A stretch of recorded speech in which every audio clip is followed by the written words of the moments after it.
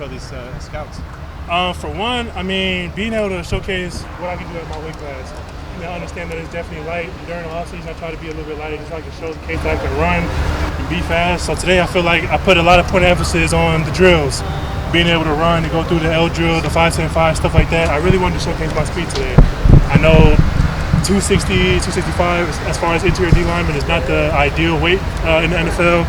But today I wanted to showcase my speed. I understand that in my previous goals I was a little bit heavier, and I know on the film you can't really see how fast I am. Today I wanted the scouts to see me up close and personal that I can actually be a fast player.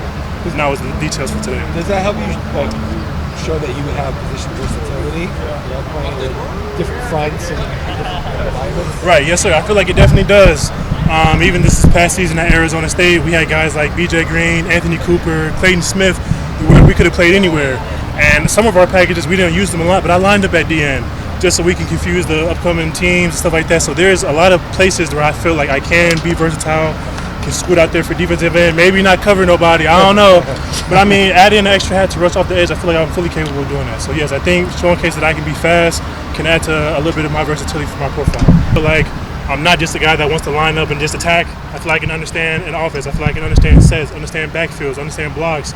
And I feel like being able to talk like that to these coaches, I feel like they're understanding that I'm also a smart player as well. So I feel like today, I've been getting quite a lot of feedback that's kind of honestly been putting myself in this bubble of who I thought I already was before. And it's definitely just reassuring hearing it from the guys I'm trying to get a job from.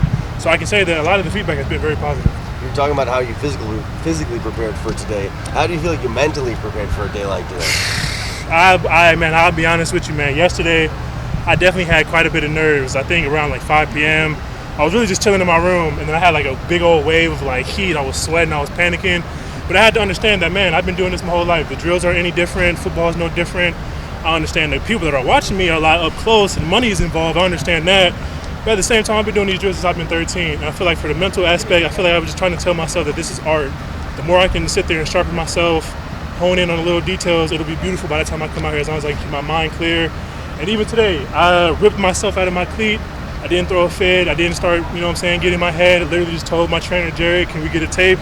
Got it taped and proceeded on with the drill as best as I can. I understand that today was a day that this was my last day to showcase anything. So I feel like for my mindset, man, I was just very happy to be out here, very fortunate to still be in this position, especially about my situation happening at Michigan State. I can't be more than thankful to be out here. So what do the next few weeks look like for you? Next few weeks, honestly, probably lay down, man. Probably lay down, take a couple days off, but really honestly get back into it. I know I probably will get another pro day probably from the Chicago Bears coming up soon. So I don't want to sit down and just sit on my ass. I want to go home, at least see family, kind of unwind, relax my body, but then I know I got to get right back into it. So like I said, the next couple of weeks, I say probably within the next week is probably my break. But I'll probably go home in the next 2 weeks, and after that, I'll link back up with my home trainer and be back to work. So I can't really say too much about the next 2 weeks besides working. In terms of specific number goals, like whether it be bench press or 40, was there any specific goal that you reached today? Honestly, all the way around. I can sit here and tell y'all that it's very pretty to sit here and foreshadow what I think that I'll do, but the proof is in the pudding. I'm an athlete at the end of the day. I understand that I had to compete, and I feel like what I did today honestly solidified who I am as a player. I showed up. I know that I weighed less than what I'm supposed to, but I put up good numbers in the bench. I ran fast. I jumped high, and I was out here competing. I feel like that was the only thing I can really ask of myself is to make sure I come out here and compete. So anything that else happened after that, I'm just very fortunate that it did happen. You've had a lot of people in your college who are going to doubt you kind of through that whole process. Just, today when you're hearing positive feedback from the scouts, what does that do for your confidence level moving forward? Honestly, it really doesn't do anything for my confidence. Like I said, I think it's just definitely reassuring that I know that I'm on the right path. I know the times that I get to go home and kind of be by myself and have those thoughts by myself. It's reassuring to know that what I think by myself kind of comes to fruition in the light. And I think for my mindset and the confidence, like I said, man, it's definitely just reassuring to understand that I know that I take this serious. The people that do love me, the people that genuinely do care for me, my coaches, my family, my teammates, they know what I do. They know who I am. They know how hard I want this. They know how hard I want a job. And to come out here and hear what the scouts say and the coaches say, it definitely gets me emotional. But it's like throughout any times, the hard times throughout my previous school, even at Arizona, we had a bad season.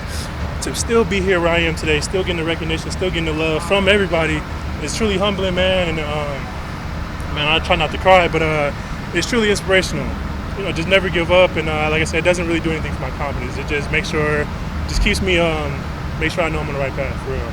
How's your year here at Arizona State helped position you to be at this precipice of this great opportunity? Man, my year at Arizona State, I couldn't be more thankful to end my college career anywhere. Arizona State truly took a broken kid that didn't know what was going to be happening next, that didn't know what his future had in store, didn't know anything. They took me in anyway, and I swear to God, the only thing that I knew that I was going to give them is 100% effort. And again, we're sitting here months later, I'm a draft prospect, hopefully soon to be drafted in a couple months to represent this school and be a guy that can be put on the wall in there that got drafted.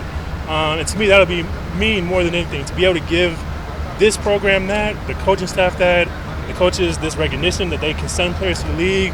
And to me, if I'm able to do that, man, it'll mean more than anything to get drafted.